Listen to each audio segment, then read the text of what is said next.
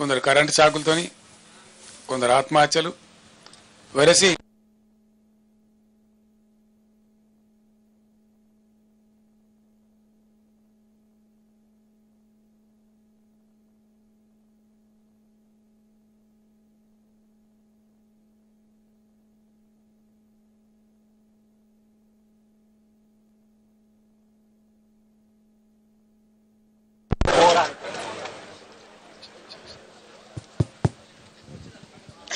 ఇట్లా పోతా వస్తూ ఉంటుంది కరెంటు.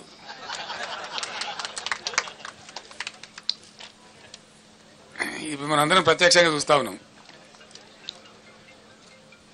సో ఇట్లా 100 రోజుల పరిపాలనలో 200 మంది రైతులు ఆత్మహత్యలు. నేను కొద్దిగా బాధపడుకుంటూ మాట్లాడుతున్న ఆవేదనతో, ఎందుకంటే రైతులు మళ్ళా ఆత్మహత్య చేసుకునే దుస్థితి ఈ రాష్ట్రంలో వస్తుందని చెప్పి మేము కళ్ళ కూడా అనుకోలే. ఎందుకంటే చాలా వరకు పనులు మేము చేసి పెట్టినాం, పటిష్టంగా చేసి పెట్టినాం. మరి ఎందుకు సంభవిస్తున్నట్టు ఈ ఆత్మహత్యలు? ఈ లక్షల ఎకరాల్లో పంటలు ఎండిపోతున్నట్టు?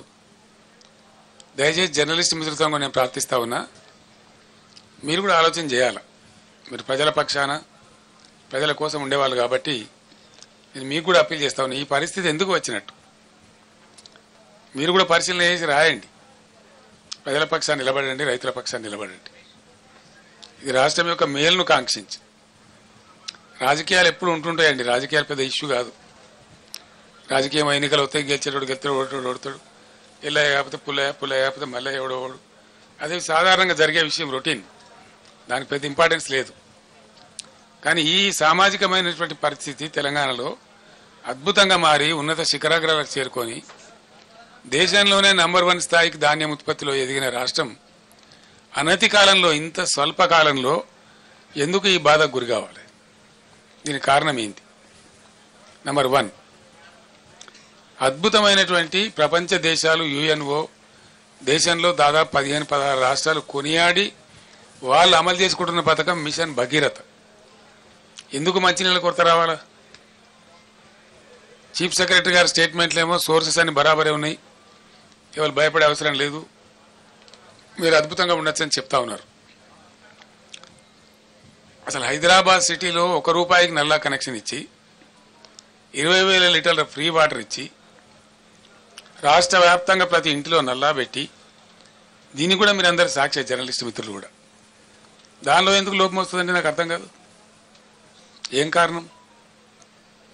మేము అసెంబ్లీలో ఛాలెంజ్ చేసినాం, నేను స్వయంగా యాజ్ ఎ చీఫ్ మినిస్టర్, ఈ టర్మ్ లోపల భగీరథ కంప్లీట్ చేయకపోతే వచ్చే ఎలక్షన్లో మా పార్టీ పోటీ కూడా చేయదు, మేము ఓట్లు కూడా అడగమని చెప్పి అంత ఛాలెంజ్గా చెప్పి తీసుకుని ఆ పథకాన్ని కంప్లీట్ చేసినాం. ఆ తర్వాత 5 ఏళ్ళు బ్రహ్మాండంగా నడిపినాం. బిందె పట్టుకొని ఆడబిడ్డ ఇక్కడ కనబడలే రోడ్డు మీద. పబ్లిక్ స్టాండ్ పోస్ట్స్ అన్ని మాయమైపోయినాయి రాష్ట్రంలో.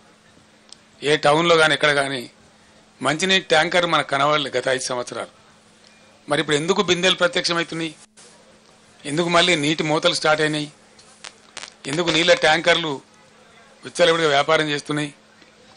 హైదరాబాద్ సిటీలో కూడా ట్యాంకర్లు పెట్టాల్సిన దుస్థితి ఎందుకు దాపరిస్తూ ఉంది?